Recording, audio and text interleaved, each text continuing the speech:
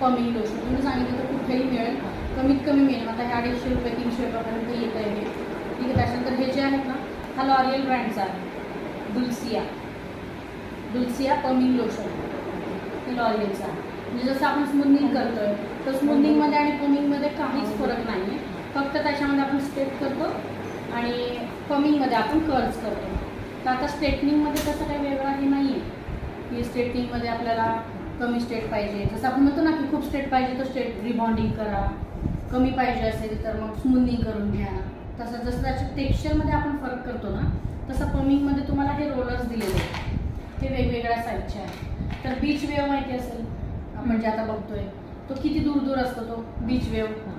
तर पमिंगचे हे जे आहेत ना, हे साईजेस वेगवेगळे का दिलेले आहेत की खूप जणांना खूप टाईट कर्ल्स पाहिजे असतात, मॅगी कर्ल्स. त्यांच्यासाठी आपण हे असे छोटेवाले रोलर घेतो. ठीक आहे.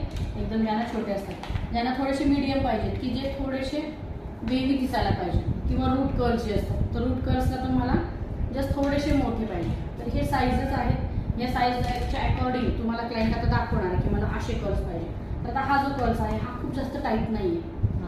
ठीक आहे. 24 mm, 22 mm किंवा 19 mm. तर असे वेगवेगळे येतात.